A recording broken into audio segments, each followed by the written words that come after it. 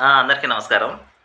ఇవాళ ఆదివారం అందరికీ కూడా happy good morning and happy Sunday.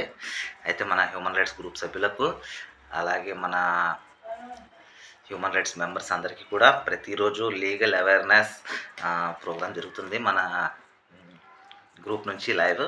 మీ అభిషేక్ అహ్మద్. అయితే ఇవాళ సబ్జెక్ట్ ఏంటంటే, ధనవంతురాలైన భార్య నుంచి భర్త మెయింటెనెన్స్ తీసుకోవచ్చు. విచిత్రంగా ఉంది కదా. ఎప్పుడైనా సరే భర్తల దగ్గర నుంచి భార్యలు మెయింటెనెన్స్ తీసుకోవచ్చు, భరణం తీసుకోవచ్చు. ఇది వెరైటీ.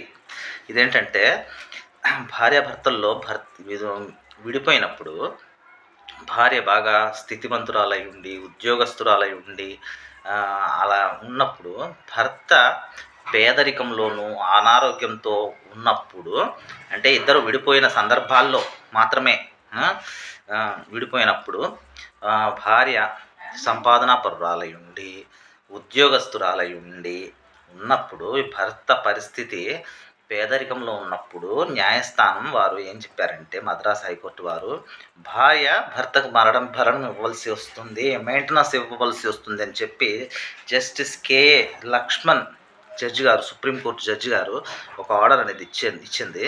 అయితే మగవాళ్ళకు కూడా పెన్షన్ కాదు, భరణం పొందే హక్కుని న్యాయస్థానం కల్పించింది. ఎందుకంటే భారత రాజ్యాంగం ప్రకారము స్త్రీ కానీ పురుషుడు కానీ సమాన హక్కులు కలిగి ఉన్నారు మనకి. కాబట్టి ఎవరి హక్కులకు కూడా భంగం కలగకూడదు అని చెప్పి న్యాయస్థానం వారు, సుప్రీంకోర్టు న్యాయస్థానం వారు మద్రాస్ హైకోర్టు నుంచి justice A R Lakshman chief justice గారు వారు ఏం చేశారంటే, భర్తకు కూడా మెయింటెనెన్స్ ఇవ్వాలి అని ఒక ఆర్డర్ పాస్ చేశారు.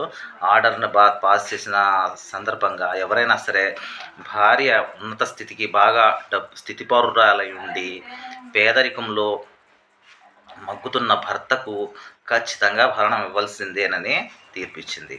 ఓకే, నమస్తే.